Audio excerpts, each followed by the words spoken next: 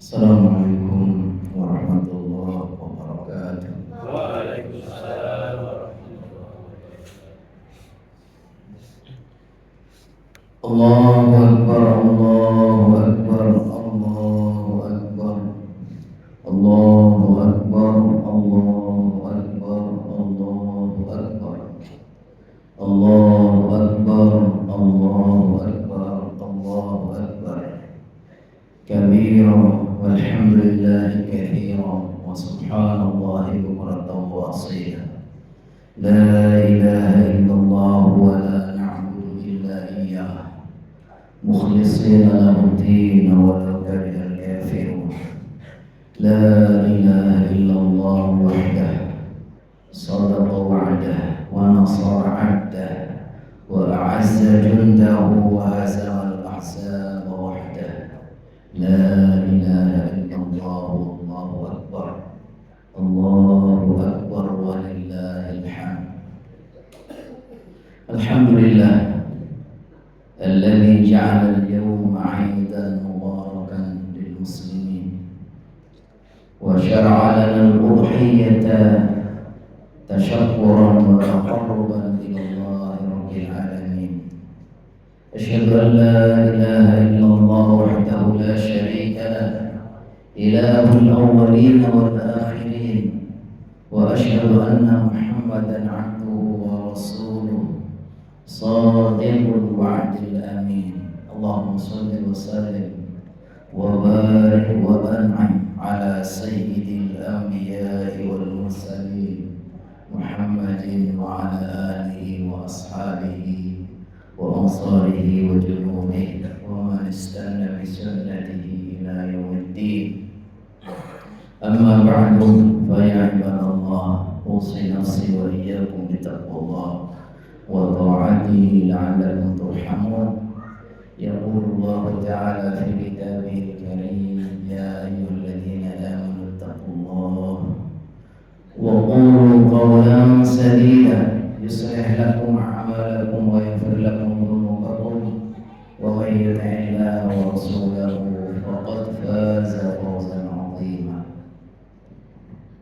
ويقول في آية أخرى: بسم الله الرحمن الرحيم إنا أعطيناك الكوثر فصل لربك وانحر إن شانئك هو الأبتر.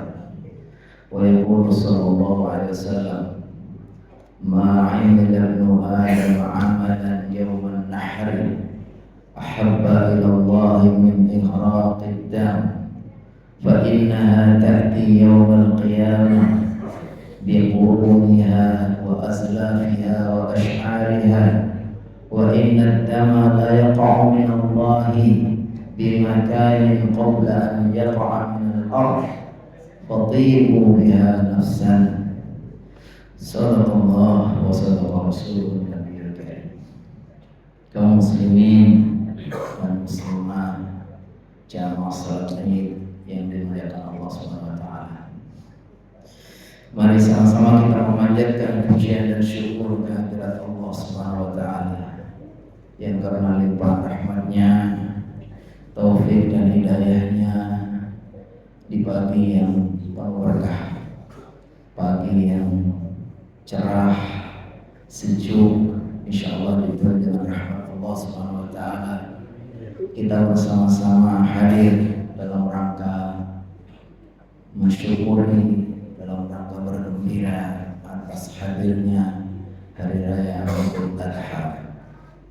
Mari kita bermohon kepada Allah Subhanahu wa taala, mudah-mudahan setiap amal saleh kita, hadir kita, langkah kita, semua ibadah kita, termasuk kurban kita, semuanya kiranya Allah SWT berkenan menerimanya menjadi amal saleh kita, dan Allah catat dalam lembaran-lembaran amal kita, dan insya Allah menjadi wasilah penghapus dosa-dosa kita di sisi Allah SWT. Hari ini 10 Dzulhijjah 1447 adalah hari yang sangat istimewa, hari yang agung, hari yang penuh dengan pelajaran dan hikmah. Hari yang seharusnya kita banyak merenung, menghayati makna yang terkandung di baliknya.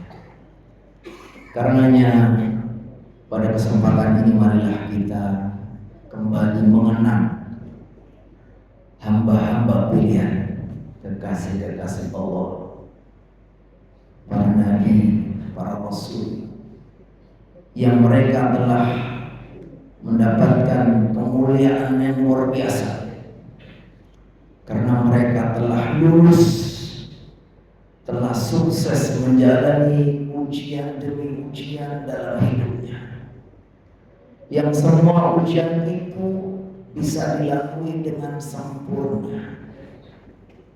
Di antara kekasih-kekasih Allah itu adalah Nabi Allah Ibrahim alaihissalam, putranya Nabi Ismail, istrinya Ibunda Hajar, dan tentu anak cucunya semua sampai kepada Nabi Muhammad SAW. Karena Nabi Ibrahim adalah bapaknya para nabi, sehingga nabi-nabi sesudahnya itu adalah semua adalah orang-orang pilihan yang juga mereka semua sudah lulus menghadapi ujian demi ujian. Allah gambarkan bagaimana Nabi Ibrahim telah lulus menjalani ujian di dalam surat Al-Baqarah. Wa idh ibtala Ibrahim rabbuhu bikalimatin. Ketika Nabi Ibrahim diuji oleh Tuhannya dengan kalimat-kalimat. Kalimat itu ucapan yang singkat, pendek, tapi mempunyai makna yang sangat dalam dan luas. Karena yang dimaksud kalimat di sini adalah kalimat perintah, perintah Allah. Yang mungkin ada perintah yang begitu berat, yang tidak mungkin bisa dilakukan kecuali oleh orang-orang pilihan. Kalimat itu juga bisa berupa kalimat larangan, yang mungkin tergiur sekali orang ingin melakukannya, tapi ketika sudah dilarang sama Allah tidak akan dia lakukan. Maka digambarkan Nabi Ibrahim telah melalui semua ujian-ujian itu. Lalu Allah memuliakan, digambarkan fa'atammahum, maka Nabi Ibrahim bisa menjalani ujian itu dengan sempurna. Lalu Allah memuliakan, qala inni ja'iluka lin-nasi imama.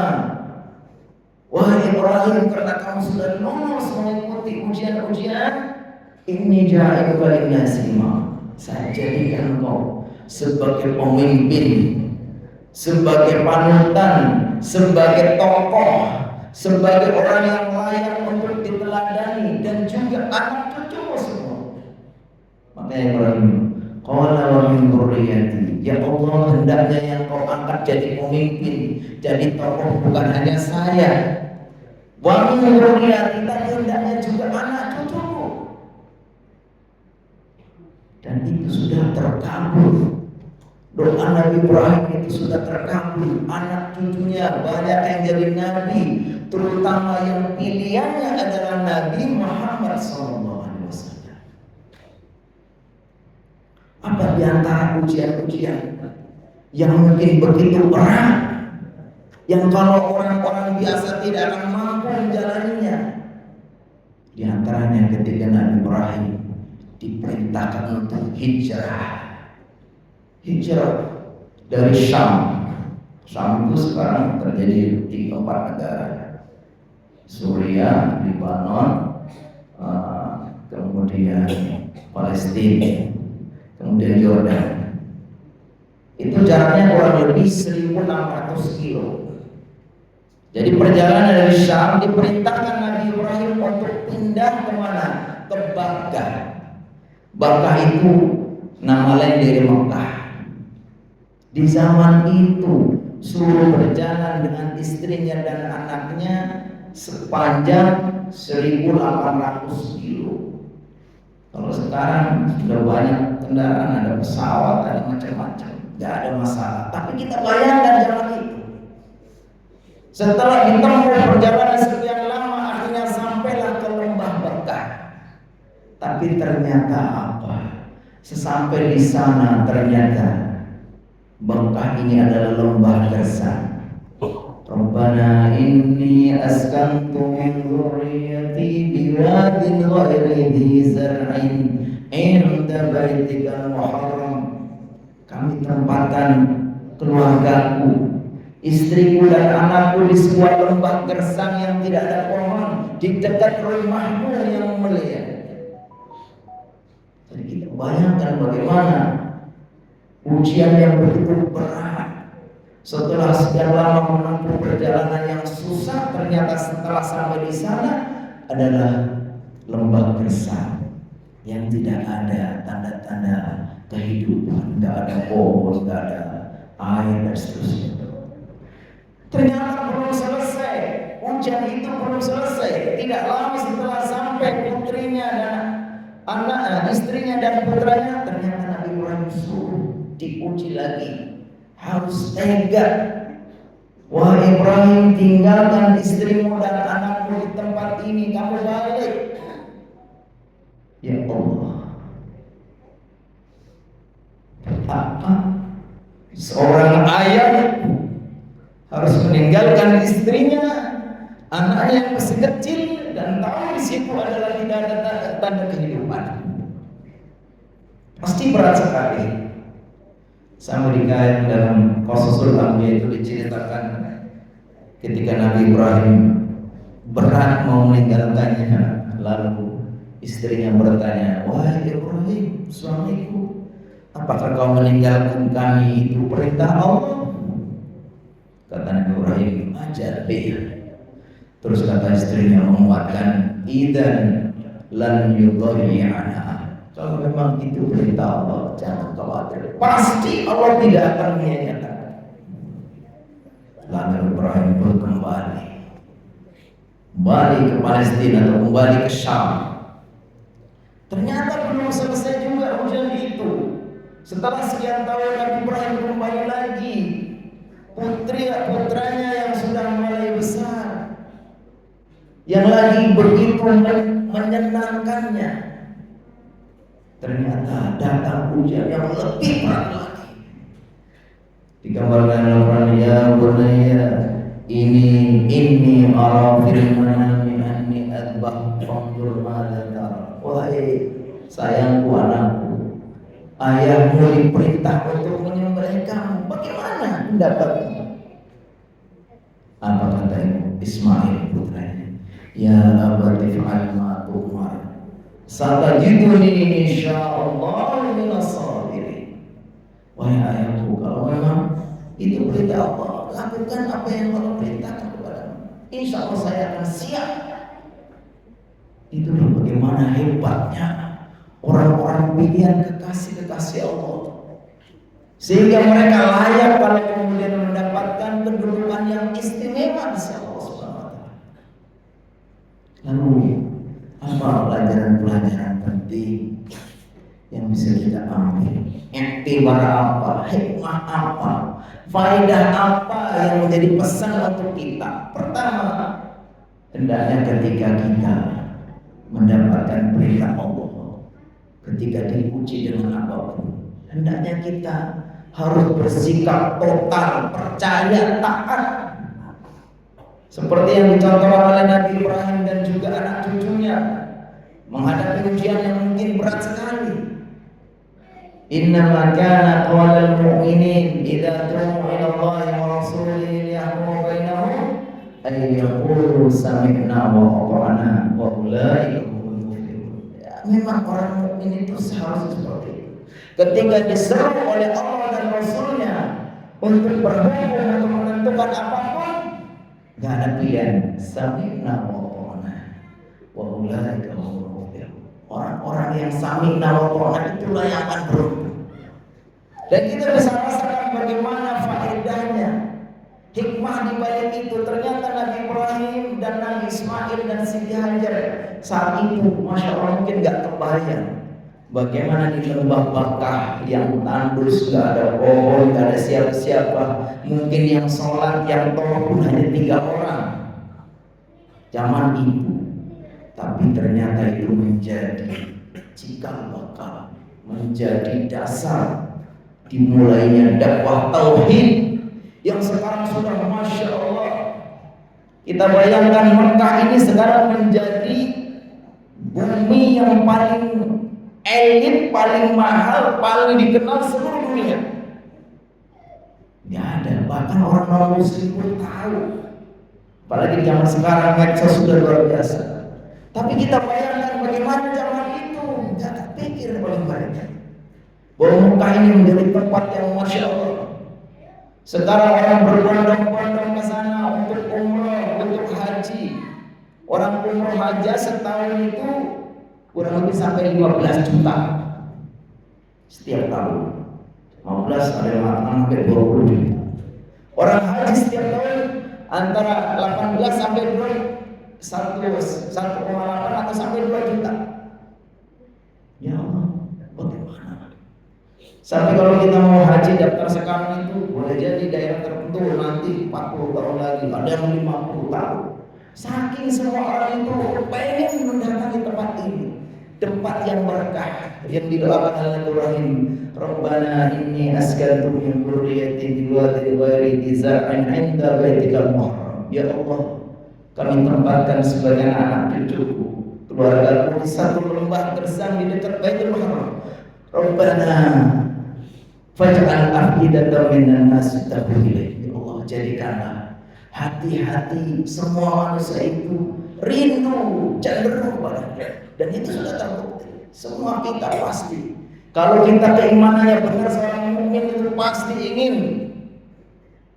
umrah, ingin haji.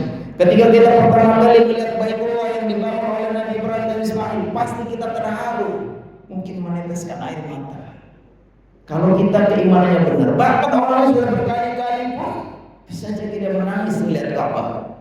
Apalagi yang belum pernah selama ini sudah menghadap Ka'bah setiap sholat satu hari minimal 5 kali, tapi belum pernah melihat. Begitu ketemu langsung sholat di hadapannya terharu, nangis. Itu adalah ternyata di antara berkah dari doa Nabi Ibrahim. Dan itu hikmah yang diambil dari ketaatan kepada Allah. Sehingga kita seorang mukmin memang sudah seharusnya ketika kita mendapatkan perintah, pastilah kita yakin bahwa setiap perintah itu akan mendatangkan kebaikan. Setiap kita dilarang, yakinlah bahwa kalau dilakukan itu akan mendatangkan bahaya.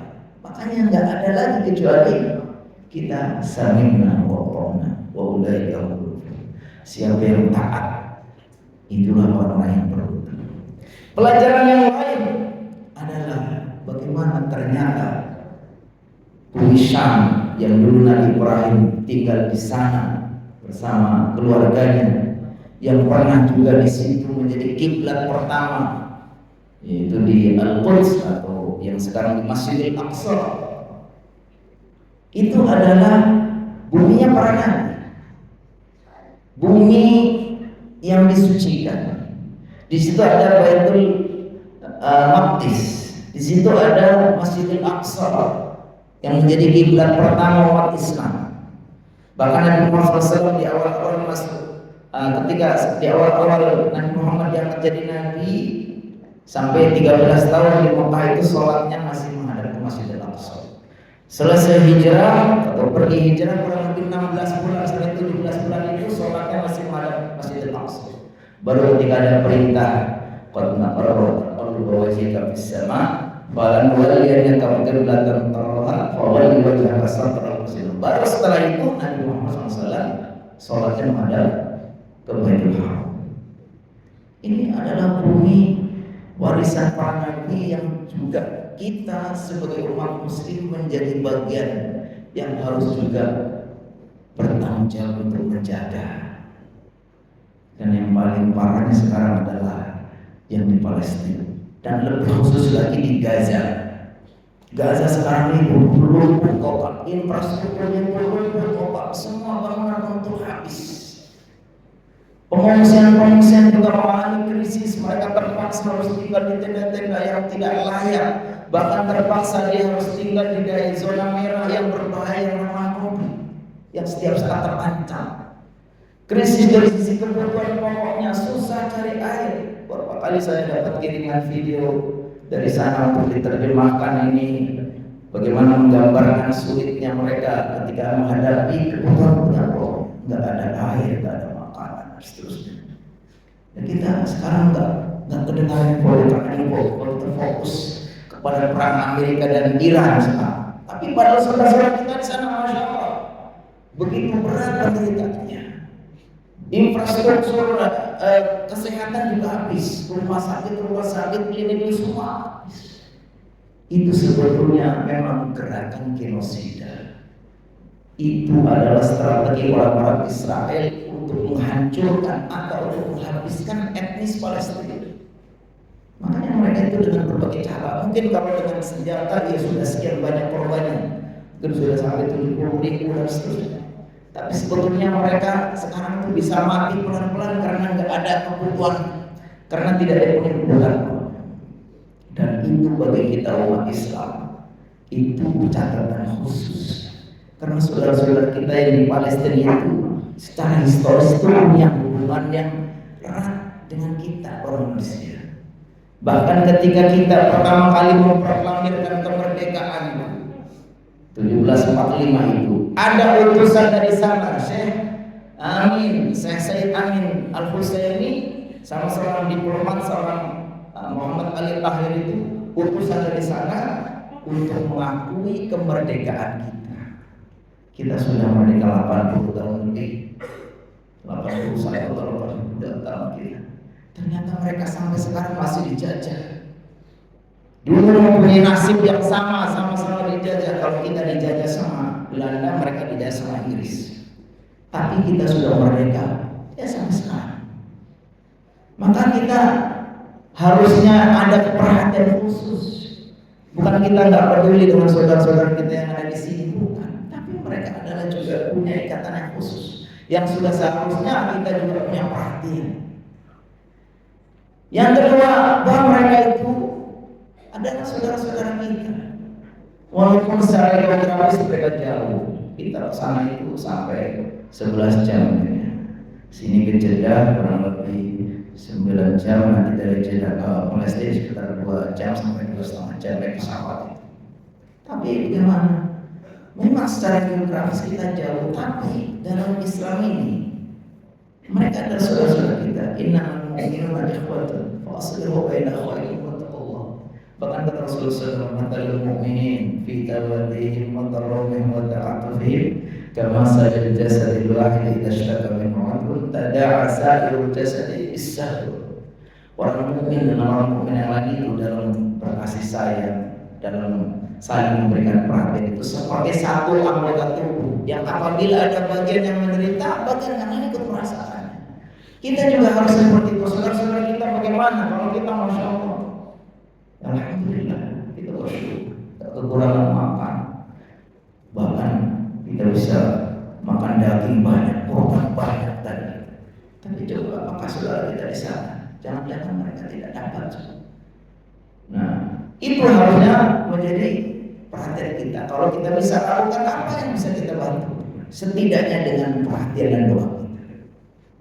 Dan pelajaran yang lain, Syam ini, khususnya di Palestina ini, sebetulnya mereka itu bertahan untuk di situ itu, sekaligus juga mempertahankan bumi umat Islam. Kalau mereka mau, mereka cari enaknya saja, itu sudah dituntun sama Israel. Orang Palestina yang mau menjual rumahnya, mau menjual fasilitasnya, pindah di situ, mau dibeli semahal-mahalnya, diurus mau pindah kemana, mau pindah ke Suriah, mau pindah ke Jordan, atau pindah ke mana yang lain, diurus, dibantu. Dan itu yang dilakukan oleh orang-orang Israel, merayu supaya mau mereka itu melepaskan tanahnya. Tapi karena mereka kekeh, akhirnya dihabisi dengan paksa, digempur.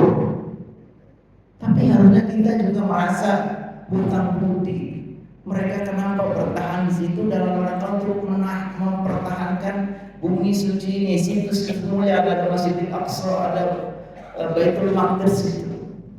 Jadi jangan kita apa di situ orang Palestina, mendingan pindah aja. Orang saya sih keras kepala sih. Banyak yang kayak gitu tuh. Menuduh orang keras kepala. Mendingan udah pergi saja.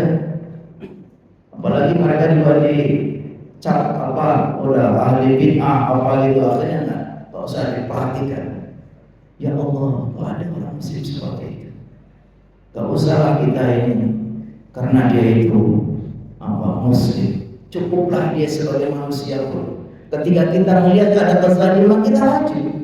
Makanya kata Rasulullah SAW, man ra'a minkum munkaran falyughayyirhu biyadihi. Siapa yang melihat kemungkaran, mungkin kita tidak sepaham dengan dia, mungkin kita tuduh udah banyak bid'ah, udah banyak macam-macam, mungkin kita udah macam-macam. Tapi kenapa kita sedih? Kita sedih, mereka saudara kita. Kalau ada beda-beda, jangan sampai kemudian kita terprovokasi, kemudian ikut membenci saudara-saudara kita, membunuh ini dan seterusnya. Padahal kita juga tak melakukan apa-apa. Jadi intinya harusnya kita juga punya kepedulian bahwa ternyata mereka bertahan itu dalam rangka untuk mempertahankan tanah airnya, kemuliaannya, kehormatannya. Kalau mereka itu bertahan, jangankan sampai mempertahankan negara, kita mempertahankan harta saja kita bisa mati syahid.